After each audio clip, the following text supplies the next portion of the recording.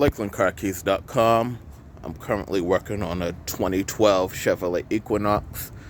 Customer does have one working key, but very commonly all the buttons on the remote had worn out, and they might still work if you can get something down there, hit the buttons, but we're going to go ahead and decode their blade and cut them a new key and get them back on the road with a fully functional key. So what I'm going to do is I'm going to go ahead and use my X-Force blade decoder. Now my key machine can decode these blades. It's been acting up a little bit and it likes to break the probe, so I like just using the key decoder. So I am using my Key 2 Plus to control the key decoder. I'm going to go into cut key, optical identification, Chevrolet Equinox, and then we're going to select the HU100, and then I'll go ahead and select identification, and then it'll go and take a sort of x-ray image of the key and give us the cuts. So what I'm going to do is I'm going to pause the video for a moment. I am going to input this information into my key machine, make sure those cuts come back as a valid code, and we will cut a new key. Alright, so that did come back as a valid key code. I am going to go ahead and find her the correct 4-button key. And what I always do before I start is, make sure the battery's good, make sure it's sending out a signal. So I'm going to get this set up in the machine, get it cutting, and then we'll go on to programming. What I'll try to do with the program is the onboard program procedure. When you have one working key, this works about 90% of the time. Just sometimes it doesn't work and you have to pull out the programmer and go through the 12-minute wait. But I got pretty good faith that this one's going to work. So, all right, let me get this set up. All right, so we got the key in the machine, and it's just go ahead and it's doing the blade check. The key machine basically works as like a little CNC machine where it'll go test all the points, make sure everything's aligned correctly, and then proceed to cut the blade with it's an end mill. They call these keys laser cuts, but it's actually an end mill that goes in, cuts it, and we have to do each side of the key separately. So we will go ahead and cut both sides and verify that it changes the locks. It turns the locks properly, and then continue with programming.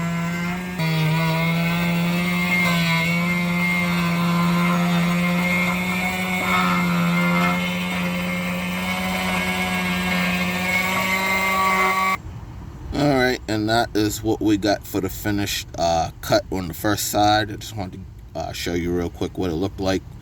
This is a brand new, I actually got an X-Force blade, and to me it cuts kind of weird. Didn't cut like the last blade that I had of the same brand, so I might end up replacing that. But yeah, let me go ahead and get this flipped around and we'll cut the other side. Alright, so I got it all flipped over to the other side, and this will probably take about a minute and a half, 2 minutes to cut the opposite side of the blade, and then we'll go into the car and attempt the onboard programming. Alright, so we got our blade finished cut. I'll go ahead and test it in the door. It locks and unlocks fine. Oh. About to set off the alarm. There you go. So like I said, this one luckily still had the buttons inside, and I was able to shut it off. So I want to show you the onboard programming procedure. I am going to leave the driver's door open. So basically what we want to do is take out already programmed key, stick it in, turn it to the on position for about 5 seconds, shut it off, take our new key, put it on, do the same thing, wait about 5 seconds, and then shut it off. So on the dash, there should be a little orange lock button. That's our immobilizer button, so we know the immobilizer's working. Alright, so it's there. The little symbol, and then it went out. So that was our 5 seconds. We'll stick the unprogrammed key in. Wait about 5 seconds, and then hopefully this light goes out. It did. So that's how we know the programming was successful on the new key. I can go ahead and hit lock, unlock.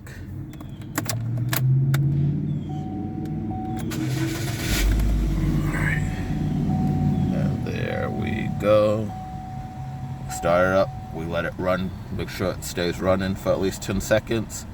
And that the little lock light up there went out. So we know our program is successful. There's no check engine lights. There's no warnings for the security system. And they are good to go. So what I always suggest people with these keys, it doesn't matter if you get them straight from the dealer, OEM, aftermarket. After a while, these buttons are going to wear out. So I always tell the vehicle owners to, go on eBay or Amazon and get a neoprene cover and just slip it over, and let the neoprene cover wear out before the buttons, because no matter where you get the key, this is going to happen. I always tell the customer to hold on to this key because it's still a good working key. Her buttons still work, and she can actually recase this key. So she could get a case and put her board and her blade in it.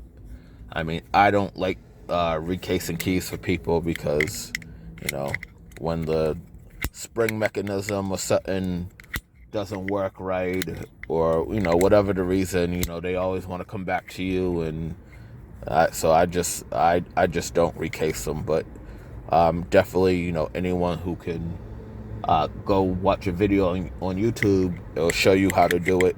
You just got to make sure you load the spring properly so it opens and closes. But this is another completed job.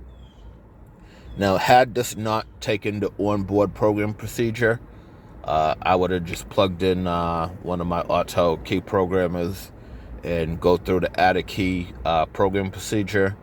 It would have made me wait 12 minutes while it did the security access, and then programmed the key pretty easily. But luckily, we was able to do onboard program procedure on this one, and this job's done. All right, so thanks for watching. Like, comment, subscribe. That's all. LakelandCarKeys.com.